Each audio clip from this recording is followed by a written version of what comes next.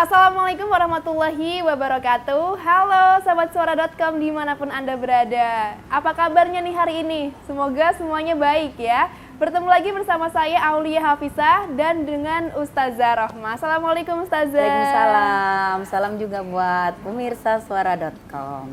Oke. Selamat datang di acara Takis, Tanya Kilat seputar Islam. Nah, tidak terasa nih Ustazah, kita sudah sampai di penghujung bulan Ramadan kali ini. Dan kali ini kita temanya putih-putih, kembali ke Fitri, merayakan Hari Raya Idul Fitri, begitu. Selamat Hari Raya Idul Fitri. Selamat Hari Raya Idul Fitri. Nah Ustazah, dalam rangka merayakan Lebaran nih, sebelumnya di bulan Ramadan kita beribadah lebih begitu, puasa dan juga ada tarawih dan melakukan berbagai macam kebaikan-kebaikan seperti itu. Nah biasanya nih kebaikan-kebaikan atau ibadah-ibadah ini berhenti hanya saat bulan Ramadan nih Ustazah. Biasanya Ramadannya lewat, ibadah-ibadahnya juga lewat nih. Nah itu gimana nih kira-kira Ustazah? Ya sayang banget ya kalau kayak gitu. Sebenarnya Allah menciptakan atau menghadirkan bulan Ramadan kepada kita itu sebagai sarana untuk menempa kita dalam menjalani 11 bulan kemudian dengan kebaikan-kebaikan yang sudah diajarkan di bulan Ramadan. Harapannya demikian. Jadi tidak hanya menjalani kebaikan itu di bulan Ramadan. Makanya ada namanya bulan setelah Ramadan itu namanya bulan Syawal. Bulan Syawal itu artinya peningkatan. Ya, peningkatan amal, peningkatan keistiqomahan kita ya, semakin kekeh gitu ya. Makanya sebelum kita lebih jauh lagi meninggalkan Ramadan masih dikenalkan puasa Syawal. Terus kita juga dihimbau untuk segera membayar hutang. Nah sayangnya kadang-kadang kita ini lalai karena mungkin rajin silaturahmi. Itu betul. Bukan peningkatan amal, rata-rata apa? Peningkatan berat badan. Ya. Betul. Di bulan Ramadan tuh udah kurang banyak, tiba-tiba di bulan Syawal enggan. Makanya kadang-kadang saya secara pribadi juga berpesan kepada anak-anak saya bahwa ketika bulan Syawal tiba, kita kan merayakan kemenangan. Justru di saat kemenangan itu sebenarnya semakin tunduk, semakin patuh kepada Allah. Dan suasana bulan Ramadan tetap kita bawa ya di Syawal itu dengan apa? Walaupun kita merayakan dengan boleh makan, ya tapi dibatasi dulu. Karena zaman Rasulullah dan para sahabat itu hari kedua kan sudah bukan hari tasyrik atau yang dilarang untuk berpuasa. Jadi langsung kemudian berpuasa Syawal atau bayar hutang.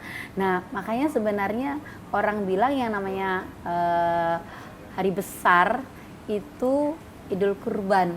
Karena hari tasyriknya sampai 3 hari ya? Iya sampai lama kan. Iya. Jadi makan-makan terus. Nah makanya kalau kita justru di bulan Ramadan terus ke Syawal itu malah justru memotivasi kita untuk semakin lebih baik lagi harapannya. Makanya dikatakan bulan itu Syawal begitu. Oke. Ya. Nah untuk ibadah-ibadah sendiri nih Ustazah, gimana sih cara kita biar konsisten gitu ibadahnya tuh ibaratnya sama lah seperti saat Ramadan gitu? Ya, jalan takwa ya. Jadi kalau perintah Ramadan itu hai orang-orang yang beriman ya diwajibkan kamu untuk berpuasa supaya kamu menjadi orang-orang yang bertakwa begitu. Nah, maka takwa itu ya kehati-hatian. Takwa itu adalah menjalankan apa yang dimaui Allah. Dan apalagi kalau saya baca dalam kisah percakapan Umar bin Khattab dan Ubay bin Ka'ab ya, Ubay bin Ka'ab, mohon maaf, Ubay bin Ka'ab, beliau itu bertanya, "Wahai Ubay, tahu nggak apa yang namanya takwa?" Lalu, "Engkau jauh lebih tahu dibanding aku. Takwa itu hati-hati," kata Umar bin Khattab. Ibarat kita itu ngejalanin hidup itu seperti kita berjalan di atas sebuah jalan yang di situ tuh banyak ranjau. Nah, kita pasti menyiapkan alas kaki kita, jalan juga milih, hati-hati supaya kita nggak masuk ranjau. Nah, kehidupan dunia itu seperti itu. Nah sementara kalau Ramadan itu setan udah dibelenggu, jadi nggak ada yang banyak yang ngegoda kita gitu. Sementara kalau Ramadan udah selesai, setan udah dilepas lagi, godaannya tuh memang banyak. Maka ya kita harus jalan takwa itu ada. Yang pertama itu ya kita harus muraqabah itu ya. Muraqabah itu kita harus mendekat kepada Allah. Nah, Kemudian setelah muraqabah gitu ya, kita mendapat pada Allah, kita selalu evaluasi diri gitu loh. Apa yang sudah aku lakuin hari ini gitu loh. Kita bercermin dari Ramadan ya. Makanya para sahabat itu mampu loh menjalani dalam 1 tahun itu seperti Ramadan, karena dia ada yang puasa Senin Kemis, ada yang puasa Daud dan sebagainya gitu. Itu kalau para sahabat, paling tidak ya minimal kita sebulan lah puasa sekali ya, atau yang Ayyamul Bid itu 3 kali atau sekali ya di tanggal 15-nya. Nah, jalan takwa yang kedua itu adalah muhasabah. Kita harus selalu mengevaluasi diri apa yang sudah kita lakukan. Apalagi kita bercermin dari Ramadan gitu ya. Ramadan kita bisa kayak gini. Padahal kalau dalam surat Al-Asr itu ya, harusnya hari esok jauh lebih baik daripada hari ini gitu ya. Hari ini lebih baik dari hari kemarin. Kalau tidak kita nanti tergolong orang-orang yang merugi. Dan sampai pada titik kita bisa melakukan keistiqomahan, itu ada namanya mujahadah, bersungguh-sungguh. Kadang-kadang ada kalimat indah nih, lebih baik kita itu dipaksa masuk surga daripada sukarela masuk neraka ya. Nah maksudnya masuk surga itu memang butuh paksaan gitu ya. Jadi sholat malas, udah bismillah pokoknya kita sholat gitu. Yang penting itu kadang ada kalanya gitu kayak bad mood gitu ya. Tapi apapun bad mood kita ya kita lakuin. Kita udah sholat duha nih, udah biasa di Ramadan udah full gitu.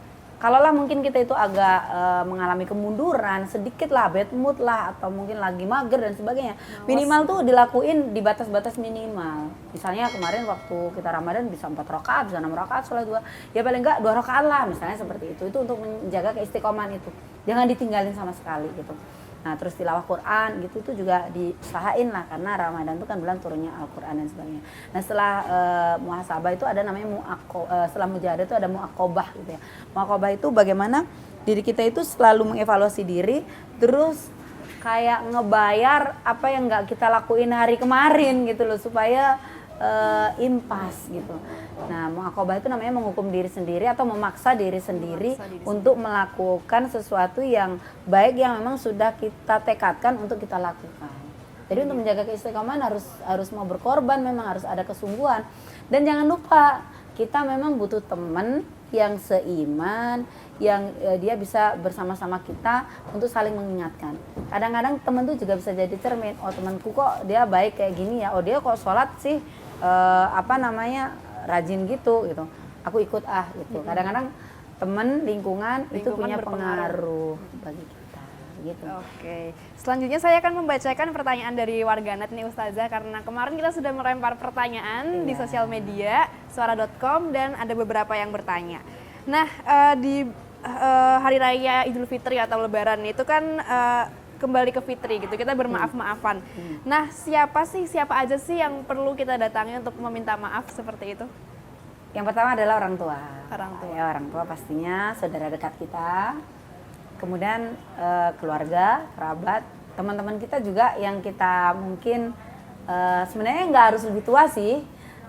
Karena silaturahmi itu siapa yang dia memang meniatkan untuk berbuat baik, dia dapat pahalanya lebih banyak.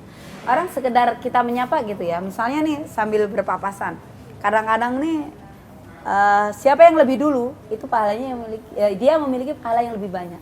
Nah kalau bersilaturahmi nggak perlu menunggu yang muda ketua, nggak selalu sih, tapi keinginan kita untuk menjalin silaturahmi dan saling bermaafan di mana saja. Mungkin kita ada kesempatan lewat, ada sahabat kita dia lebih muda, samperin aja nggak masalah gitu. Kalau awal-awal tadi orang tua kita sudah, mungkin kerabat dekat kita yang sering berinteraksi, teman-teman kerja kita, ya kalau misalnya nggak harus datang di masa pandemi ya minimal dengan video call atau apa yang itu juga kita harus sapa.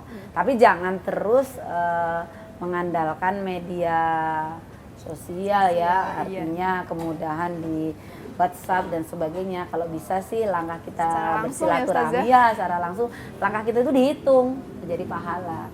Apalagi kita mau mendatangi sampai datang gitu.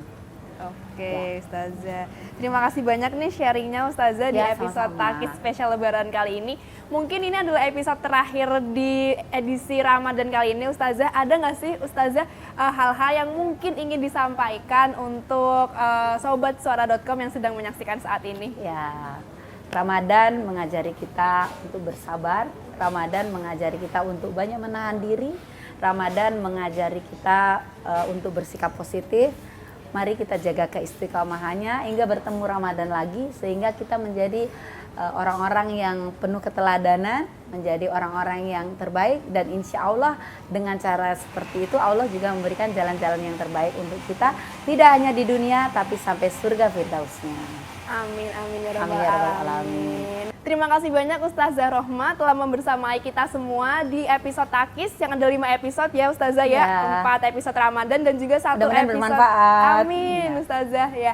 Dan bagi sobatsuara.com yang mungkin nih belum menyaksikan episode-episode Takis sebelumnya, bisa disaksikan di kanal YouTube suara.com, ada playlistnya nanti. Jadi bisa tetap belajar mengenai keislaman gitu dan juga tentang Ramadan ya Ustazah ya. Akhir kata saya Aulia Hafisa dan juga seluruh tim mengucapkan minal aizin wal faizin, mohon maaf lahir dan batin, dan sampai bertemu di program Ramadan suara.com tahun depan. Saya Aulia Hafisa bersama Ustazah Rohmah dan juga tim. Terima kasih banyak. Wassalamualaikum warahmatullahi wabarakatuh.